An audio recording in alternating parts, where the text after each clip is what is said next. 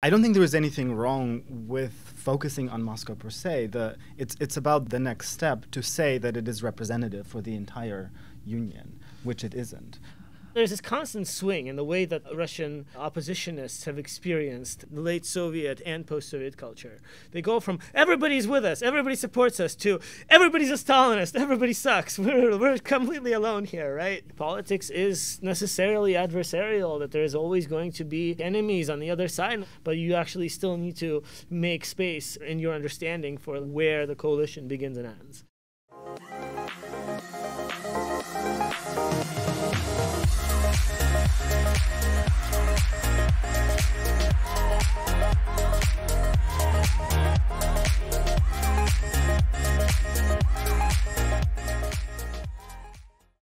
Welcome to Scholarly ZEIT GUEST. This is Mark Lipovetsky and Tanya Efremova from Columbia University, and this is our grand finale. Throughout this project, we've discussed the challenges that our discipline was facing with scholars who have spent decades of their professional lives studying the region.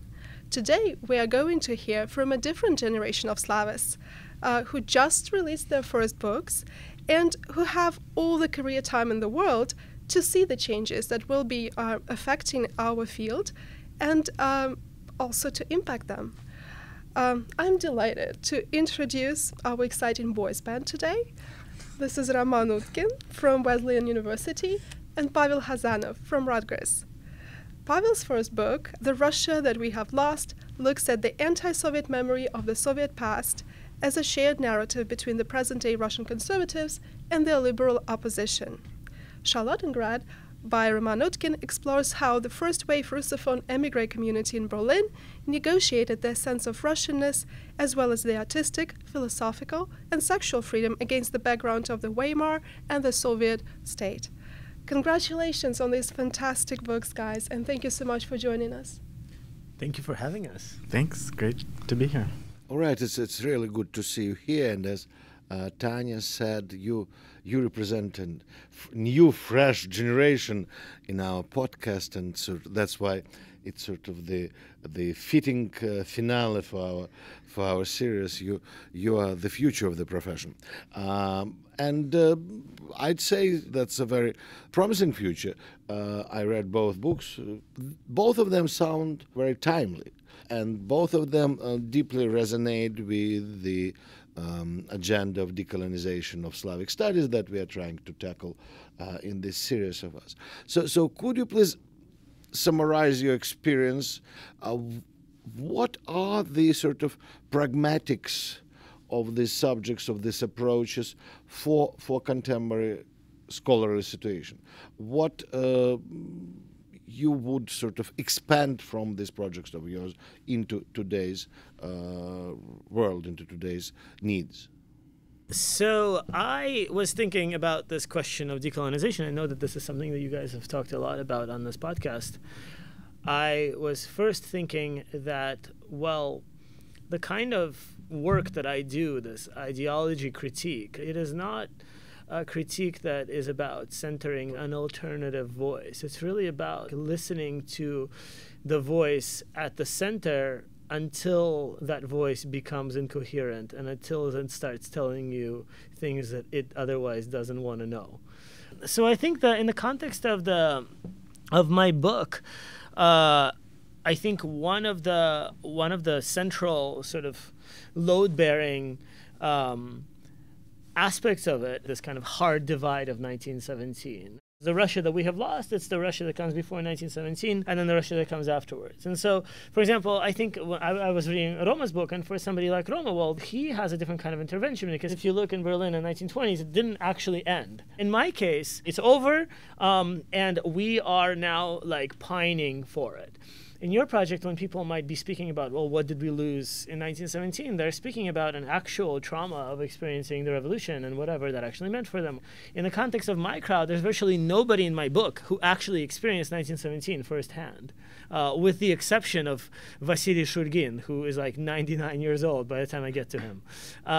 So these people are locating their kind of symbolic loss And they are loading it up with an agenda of claiming the kind of plenitude that they want to regain. They want to regain what they think of as a sense of normalcy. Right? They define the pre-Soviet as the normal. And in the 90s, right, the big lament, the big project of the Russian liberals is this expression, right? I want to live in a normal country. This was a normal country until the Soviets came and ruined it all, and now we're going to try to make it normal again. That site then becomes this place for reconstructing this consensus about what post-Soviet Russia should become. And that consensus is one with that liberals open the conversation, the conservatives sort of finish it, with the state picking it up, or members of the state that then create the post-Soviet state. And then they say, like, well, we can actually now create this new post-Soviet authoritarianism that you conservatives really like and you liberals can tolerate because you know that the alternative is worse. So to come back to that question of decolonization, though, this whole conversation is very much, for me, like at the center. The whole point is to show the coherence of the Metropolitan discourse and to get to that point where you start noticing that within this coherence, the people who initiate this conversation about this fantasy pre-Soviet past, who think it's a liberal past, that those people are actually constructing the next authoritarianism, right? And that's kind of the point. So I think of like my method as a kind of a beginning, but I don't think of it as the kind of the thing that completes the decolonization argument. Certainly, I doubt that such a method exists. Yeah. Right. Okay. Thank you, Pasha. Yeah. Roma, how would you answer my question? The word that Pasha you've kind of identified as an important marker for your project is coherence. My project is about showing that there is no coherence there in the categories that have come to define and shape the cultural historiography and the understanding of that legacy of quote-unquote Russia abroad. And because, I mean, if I were to really distill the initial impulse for my project, for me, I was really interested about this binary between Soviet/Emigre, communist/Emigre, and anti-communist, this dichotomy of exile versus homeland, and how this binary really is a much later product. Mm-hmm. But at the time of all of these people suddenly finding themselves in a city that most of them couldn't really care about less, which was Berlin, and how diverse, how different they were, and that there weren't really this sense of consensus on anything, and precisely this lack of coherence really drew me into then thinking about how the idea of immigration was being articulated over the course of the 1920s in particular, in the early 1920s. And then I was digging deeper. I was just finding more and more fascinating case studies on the coherence of what it means to be Russian and to write in Russian, what it means to be a Russian author. And yeah. For me, your book and your project in general is exactly about the imperial narratives, because what you showed is that this Russia that we lost, this invented normalcy, right, was imperial normalcy, right? It was the imperial grandeur that served as some kind of aesthetic, but not only aesthetic, ideological as well, common ground for both liberals, quotation marks, and nationalists, right? And that sort of had been appropriated, or I would even say internalized by several generations of intelligentsia, which made them not immune for imperialist and colonial discourses. So I think that the relevance of what you've done is very high, and Roma, what you've done is becoming more and more relevant every day. Unfortunately, right? But I think that the main sort of discovery in your book is that you're showing how immigration creates the new condition in which basically existing traditions can be tested, broken, shifted, transformed, and some hybrids can be born. So basically, immigration in your book appears as a laboratory for new culture. And of course, it's not given that all tendencies that are born there are continued, are realized, are sort of returning and affecting metropolitan culture. But that's what we may hope is happening now in today's immigration, right? So what do you think about these aspects of your projects? I would say that, yes, of course, the pre-Soviet Russia is the imperial Russia, and of course the grandeur that appealed was the imperial grandeur. I think that my feeling about kind of the question of decolonization, though, is still a question of, well, this is a subject that is like continuing to speak. I guess I'm worried that I'm a part of the subject that continues to speak. I'm worried that, like, even for all of the kind of imminent critique of this metropolitan ideology, you're still fundamentally like not hearing anything else. You know, I'm worried about the fact that, like, people come and ask me, well, how does discourses in the peripheries figure in this project, and especially Russia that we've lost? Well, they don't. They're not in it. Like, they're not in my project. And like, on the one hand, the point of the project was for it to stay in that imperial center and to really fully unpack all of the kind of the nefarious consequences of that blinkeredness, right, and of that elitism and hierarchization of that discourse and all the ways in which that discourse was disinterested in opening up alternative genealogies for thinking about who the we in the Russia that we have lost is and what exactly it is that we lost.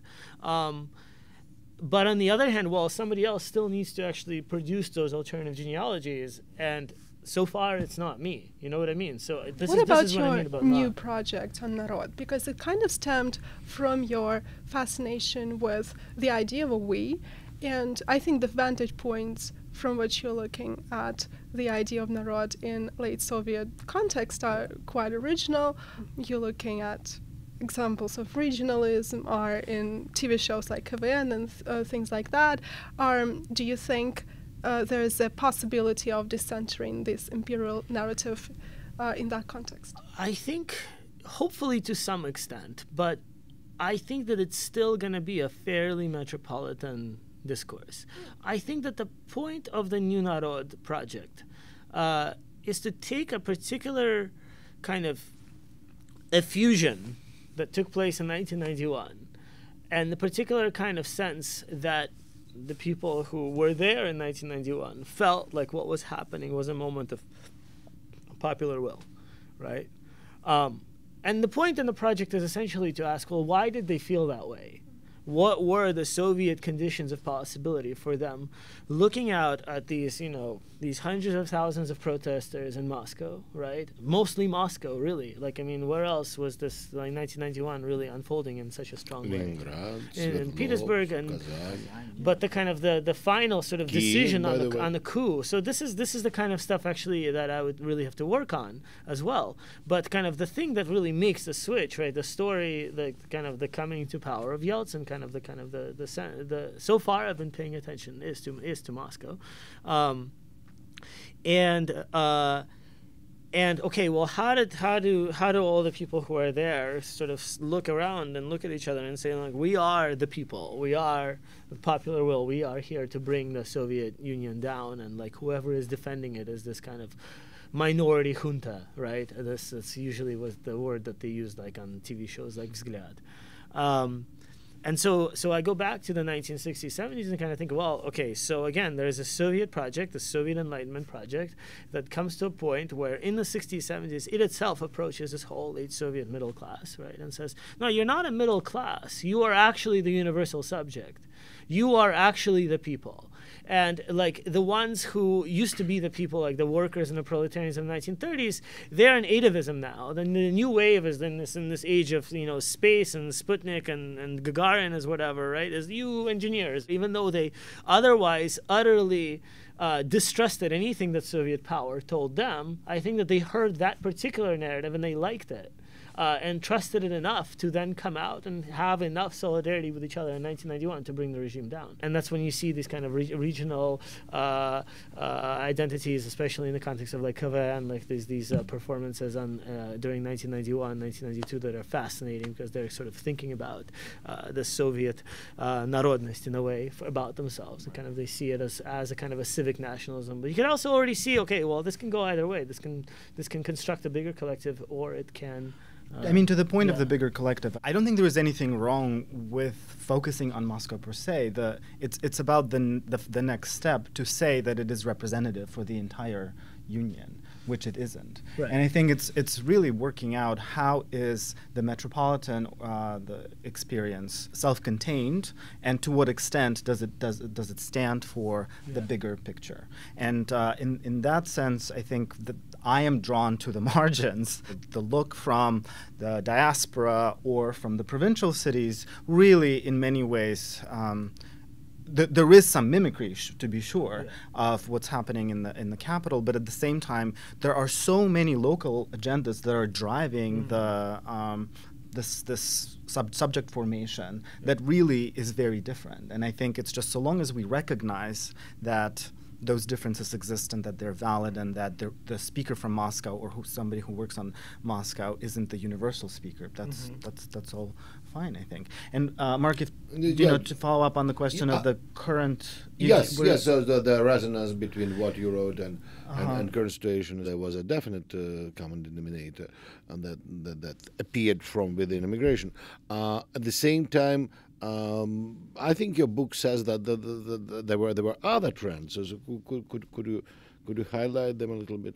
I guess maybe as a bridge to Pasha's project, we have one of the passengers on the Filosofsky Parahod, the philosophy or philosophers steamer, that is to say the exiled intelligentsia, exiled by Trotsky in 1922. One of the passengers is Ivan Ilyin, Putin's favorite philosopher. Putin's favorite philosopher, whose archive was, I actually remember seeing this on TV in Russia in the late 90s, early 2000s, when his archive was triumphantly returned to the Russian Federation, and then Ilyin becomes one of the pillars of the ideological construct in Putinist Russia. So I guess one is that the space of immigration is not one thing. It's not coherent. There are multiple conflicting parties and voices, each vying for some form of domination.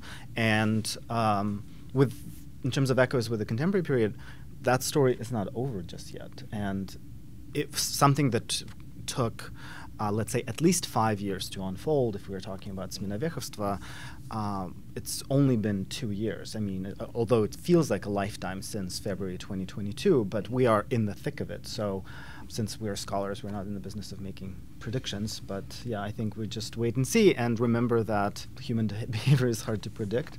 We never know who might then, depending on what happens at the front, decide to change their mind and support the regime in Moscow and go back. And to go to your point, I mean, you can imagine a completely alternative history of the 1930s where some kind of Trotskyist or vaguely Trotsky-affiliated, like anti-Stalin coup succeeds, and you have a completely different genealogy of people coming back from immigration and a completely different culture that would then arise from it, right? So immigration represents multiple possibilities, right? And to your point, I think there is also the history of the earlier immigration and of the 19th century, and this is Faith Hillis's book on Utopia's discontents, on the emigres from the Tsarist Russia who triumphantly come back to post-imperial Russian space and then become key players in the making of the new state, who then en masse perish during Stalinist purges in the 1930s, precisely because of their emigre connections and communities. So, yeah, that's... I know your work engaged diaspora studies, and I was wondering if there are any insights specifically from that field that will allow us to reimagine our contemporary emigre culture. Well, again, I think when we speak about the contemporary experience, it is unfolding. The key insight for me from diaspora studies and understandings of diaspora, one way to study the diaspora is by looking at what are the linkages, what are the points of intersection, what brings people together abroad. Because it's not simply enough to say that, oh, they're all from the same place and shared geographic descent. The interesting thing is like, okay, so what keeps them, what are the points of intersection, connection, and what is this imagined community? What sustains them together, and how can we look at it through and across difference, as one scholar of diaspora studies puts it. I see. The question of decolonization and decentering our metropolitan discourses is also something that is very often connected to the debate around decentering the canon. And that is an important problem as we think about our teaching practice, especially as statistics of enrollments continuously show how popular classes on campuses continue to be focused on Tolstoy and Dostoevsky, the usual crowd pleasers. You guys teach at different institutions, a big state school for Pasha, a small liberal arts college for Roma, and I was wondering what the situation is on your campuses in terms of classes that gather enthusiasm and are focused on the region, and how do you think we can steer and shape interest to new angles and new topics through teaching at the undergraduate level?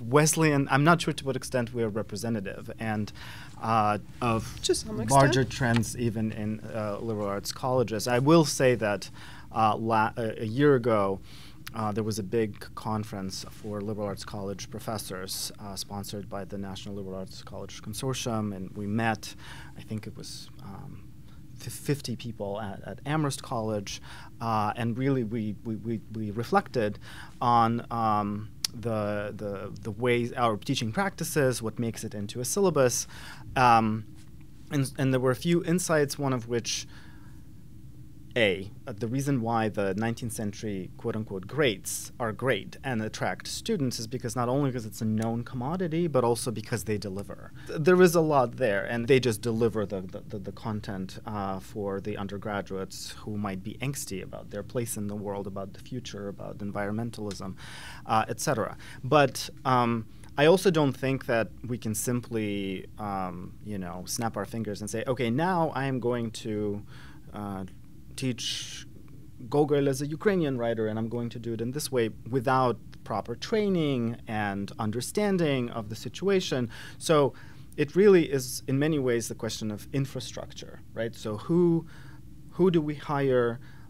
What kind of then classes are offered? And ultimately, what are students interested in taking? For example, at Wesleyan, we do have classes. My colleague Suzanne Fuso teaches a class on Tolstoy and on Dostoevsky and on Gogol, so that's one set, and they reliably attract a big crowd.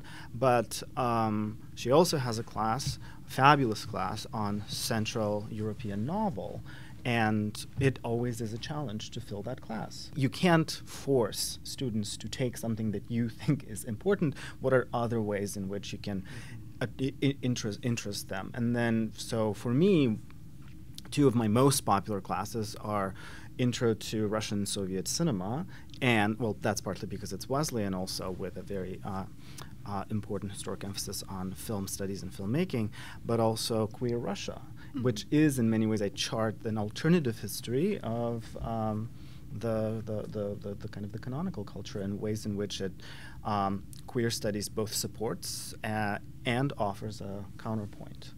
And yeah, I think, generally speaking, for me, it's not about prescriptions, about you should do this, but rather reverse engineering and figuring out, okay, what do I want my students to know after reading X novel, watching a Y film, etc., or after completing the class. I think that most of what you describe definitely holds true at a big state school as well.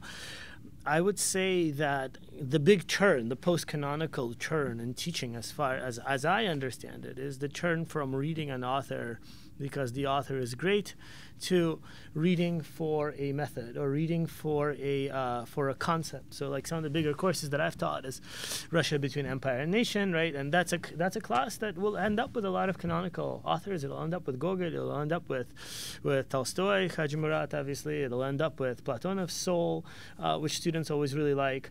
And it will also be able to do some other texts that they know less of.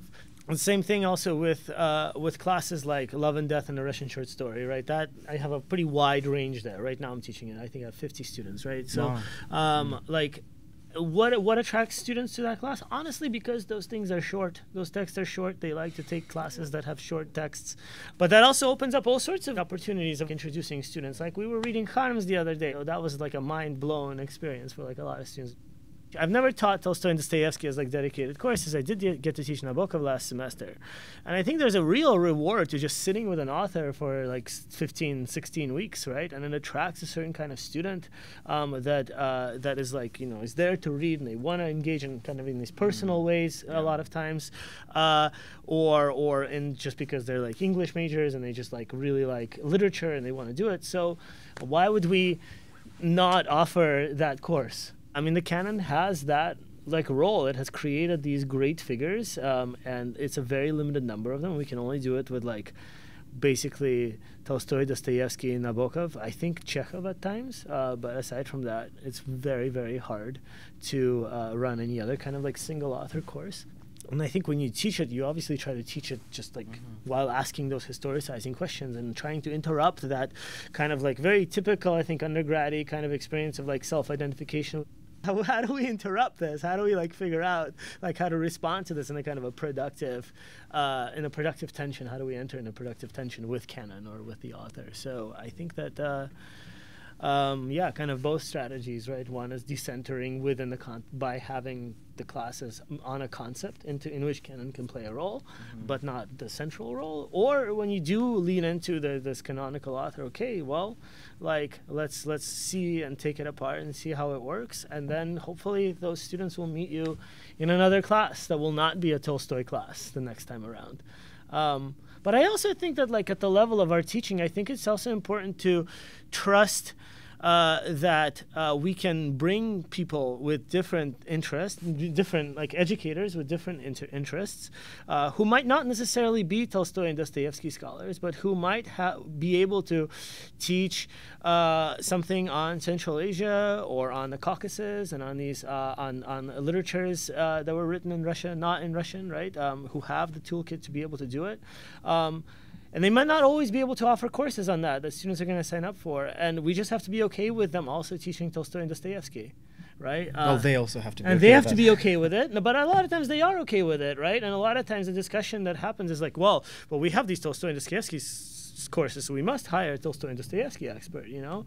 I think part of the kind of solution on the disciplines level is like, well, no, we might not have to make decisions in that way necessarily, you know? And we just have to trust that somebody is trained well enough and is, a good enough reader of text so they can teach these texts, even if it's not straight up their like area of study. I have a traditional question. What are your next projects? I know that our Roma is also interested in our Tatar culture, both within Russia and outside. I'm kind of curious whether this kind of our other context of diaspora can be in any parallel to what you will be doing next, potentially with our contemporary Emigre culture. Thank you for the question and the interest. I have multiple interests and multiple projects, but just psychologically, I'm not quite sure I'm ready to tackle, let's say, a big book length project. I don't know, Pasha, how you feel about that, not least because of inability to go to, say, Kazan and work in the archives, and simply deciding to hire somebody local to do the work for me also doesn't quite cut it. So it's just a set of personal, to an extent, ethical considerations that I have. On the Tatar question, that's just a long-term interest of mine, and currently it's about poets, performers, both living in diaspora and in Tatarstan itself. So I still am thinking about that archive. I don't know what shape it will take necessarily. Part of what I'm actually interested in is in interrogating the idea of the Russophone and thinking about this concept that I call the practice of sovereignty and what it means to for ethnically non-Russian producers who identify very strongly as non-Russian, who nevertheless produce work in Russian at the same time, or it's somehow hybrid work, but also resist the label Russophone. So I'm really thinking about the politics of imposition and the practice of sovereignty and the concept of sovereignty. That will, I think, perhaps will result in either a long article on a short book. And yes, I'm very much interested in continuing my work on the queer studies theory front in the Russian sphere in the Second World. And so that's the general direction of my thinking. Okay, thank you. Fascinating. So, I mean, I think I see a kind of a relatively kind of enclosed, not terribly long book in the context of this New Narod project that I've mentioned. I think that project is mostly grown out of this project that I did with Maya Vinokur with her post-Soviet public sphere, and the stuff that I gathered for her mostly were these kind of media artifacts, a lot of television, especially from Perestroika era and also through the 90s. And there was just some really fascinating stuff there, such as these Kavan performances or Vzгляд, right? And so that kind of I think that the concept of the New Narod specifically in the way that it's being produced by this kind of late Soviet turned post-Soviet mass media, the way that it creates that sense of solidarity for people in some ways, and also the way that it also totally precludes them actually from asking kind of more complicated questions about, well, what is this coalition? Who is on the outside of it? Who are our actual adversaries? Because, there's this constant swing in the way that Russian oppositionists have experienced the late Soviet and post-Soviet culture. They go from everybody's with us, everybody supports us, to everybody's a Stalinist, everybody sucks, we're completely alone here, right? The task for me is to think about, well, what are these kind of public ideologies that can hold together like this larger group of people, right? And who can allow this kind of Russian opposition to think of itself not as this kind of like elitist game, but as something broader. But also to kind of soberly and seriously recognize, well, where does the kind of the division line actually stand, what it takes to go over it, and to understand that like politics is necessarily adversarial, that there is always going to be like enemies on the other side, and it doesn't mean that they're Stalinists, right? And it doesn't and it doesn't mean that you have to agree with them, but you actually still need to make space in your understanding for like where the coalition begins and ends. So that's how I see the New Narod project. But I think it's also going to be very influenced in the next couple of years, depending on how the war goes, depending on if there's a change of leadership, depending on what that change of leadership looks like, and I think that's going to be that's going to really inform whether it's worthwhile thinking about the New Narod as this kind of alternative genealogy or whether it's something completely different. So it's what Bakhtin used to call open-ended projects, right? Projects that are in the permanent contact with the transforming presence, right? And that's how our field changes. Although, of course, we are mainly historians, but still, history can, as you just said, can be written in a different way. I cordially thank you for your conversation with us and wish you absolute success with your already published books and your new projects, and I hope that everything will work great for you. And I also want to thank Tanya for this series of podcasts that she has conceived and she was bringing to the completion. I hope that people will be, using podcasts in their future, in their professional life, in their professional conversations. It would be interesting to review some of these podcasts in a significant period of time and see what of forecasts came true and what were wrong. Thank you, Tanya. Thanks. Thank you so much, Mark, for being a wonderful co-host this entire time. And thank you guys for coming and joining us.